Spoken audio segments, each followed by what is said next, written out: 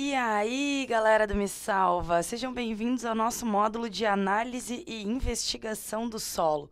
Bom, primeira coisa, por que é importante a gente analisar e investigar o solo? Primeiro, porque a gente vai querer construir sobre ele.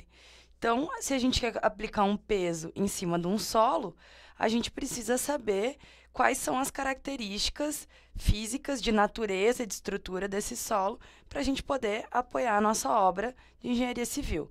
E segundo, a gente vai poder usar o solo também como material de construção, como por exemplo em barragens, em aterros, a gente vai usar o próprio solo para construir. Então, a gente precisa conhecer também os dados físicos desse solo. Então, nesse módulo, a gente vai estar classificando o solo, investigando, vou mostrar para vocês os métodos de investigação.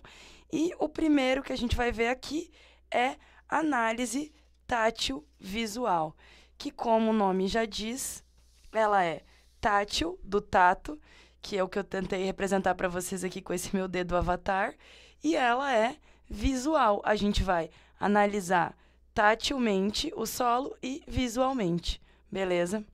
Bom, por que essa análise é importante? Muitas vezes a gente está em situações da engenharia onde a gente não tem acesso a um ensaio. Então, essa análise tátil visual ela é bem simples e ela pode ser feita por qualquer pessoa. Ela é feita para a gente poder estimar um pouquinho o tipo de solo e o estado físico em que o nosso solo se encontra. Então, ela é uma análise muito simples, ela só é melhorada pela experiência, só a pessoa adquirindo experiência e comparando depois com os ensaios para ela poder melhorar, e é uma análise simples. Então, vamos lá ver a nossa primeira análise tátil visual, que é a de quantidade de grossos. Bom, primeira coisa, quem são os grossos no nosso solo? Areia e pedregulho. O que acontece? Pedregulho, ele tem geralmente quase 1 centímetro, então, só de pegar ele, a gente já consegue sentir. Só que a areia, ela pode estar envolta por argila, ela pode estar envolta num torrão de argila. Então, às vezes, você pega um torrão duro, acha que aquilo ali é um pedregulho, mas não, é uma areia envolta por argila. Então, o que a gente faz? A gente adiciona água nesse nosso teste. E quando a gente adiciona água, a nossa argila se dissolve. Então, a gente fica só com o grãozinho de areia, a gente fica com o grão de areia isolado. Então, assim, a gente consegue analisar a quantidade de areia e de pedregulho que tem nesse solo. Outra maneira da gente analisar os finos e os grossos, bom, quem são os finos aqui? Silt e argila. E os grossos, já falei para vocês, areia e pedregulho, é a gente pegar o solo seco, a gente pegar uma amostra seca e a gente esfregar ela numa folha de papel em branco. E o que acontece? Quando eu esfrego, o silt e a argila, eles vão ficar em forma de sujeira na minha folha. Eles vão grudar na minha folha, eles vão sujar a minha folha. Enquanto as areias não. As areias, elas não aderem à folha, elas ficam soltas. Então, ela ficaria mais ou menos assim. O silt e a argila grudados como sujeira e a areia isolada. Então, é uma maneira da gente conseguir diferenciar a argila, a areia, que é os grossos, dos finos, a argila. Agora, nós vamos começar a ver uma diferenciação entre os finos, entre silt e argila, beleza? Primeira delas é a resistência a seco. Bom, o que é a resistência a seco? Basicamente, a gente vai pegar um solo, que seria como esse aqui, e a gente vai moldar uma bolinha desse solo e a gente vai colocar ela para secar no nosso sol. Então, depois de seca, a gente, como eu falei para vocês, a gente vai diferenciar a argila do silt, ou seja, uma diferenciação entre os finos, então. E o que vai acontecer depois que eu secar ela e eu tentar ver a resistência dela? A minha argila, além de mais resistente, ela vai se quebrar em pedaços. E o meu silt, além de ser menos resistente, ele vai pulverizar. Ele vai formar um pozinho quando a gente apertar ele, então. Então, assim, a gente consegue diferenciar argila e silt num testezinho bem simples.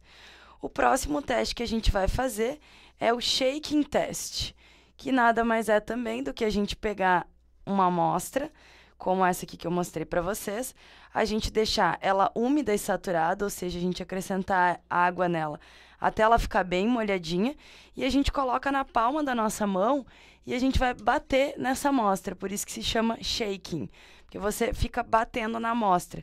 E o que vai acontecer? Vai começar, no silt, vai começar a surgir bolinhas de água aqui em cima, vai começar a surgir uma espuminha com bolinhas de água aqui em cima, e depois que a gente mexer ela assim, a água vai voltar para dentro da nossa amostra. Então, como que a gente vai diferenciar a argila e o silt? Quando a gente bater na nossa amostra, desse jeito que eu mostrei para vocês, no silt a gente vai ter um surgimento de água. Então, surge água. E na nossa argila, não. Isso aqui significa sem água, beleza? Então, assim a gente consegue diferenciar argila e silt. Bom, a gente tem mais um método também de diferenciar eles, que é o método da ductilidade. Ductilidade, como o nome já diz, a gente vai analisar a dureza dele. E o que a gente vai fazer? A gente vai pegar um solo e a gente vai moldar ele com uma umidade próxima do limite de plasticidade. Lembrem lá do limite de plasticidade do aparelho de Casagrande, que era o limite de liquidez, e o de plasticidade era a gente colocando água, umidade no nosso solo, até que a gente conseguisse moldar 1 milímetro, um cilindro de 3 milímetros de diâmetro. Então, a gente vai moldar o nosso solo com a umidade próxima do nosso limite de plasticidade e a gente vai analisar a ductilidade dele. O que acontece? A argila é muito mais dútil do que o silt. Então, se ela tiver mais molenga, a gente vai achar que é silt. Se tiver mais dura, a gente vai achar que é argila. E o nosso último teste é o de velocidade de secagem, que nada mais é do que a gente pegar, aproximar isso também com a experiência, o nosso solo do limite de liquidez e a gente deixar ele secando. O que vai acontecer? Quanto mais rápido esse meu solo secar, eu vou ter um menor índice de plasticidade. Eu não sei se vocês lembram, mas o nosso índice de plasticidade, ele é a diferença entre o limite de liquidez e o limite de plastificação.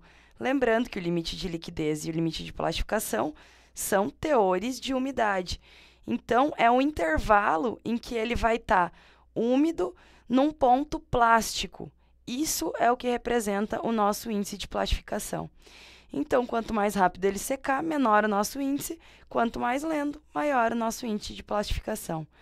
Então, pessoal, essa é a identificação tátil-visual. É a gente analisar o solo, além de olhar ele por cor também. O silt, ele costuma ser mais avermelhado, a argila mais esbranquiçada. E a gente faz toda essa análise para depois confrontar com os nossos ensaios e realmente ver do que é feito esse nosso solo. Espero que vocês tenham gostado dessa aula e até a próxima. Tchau!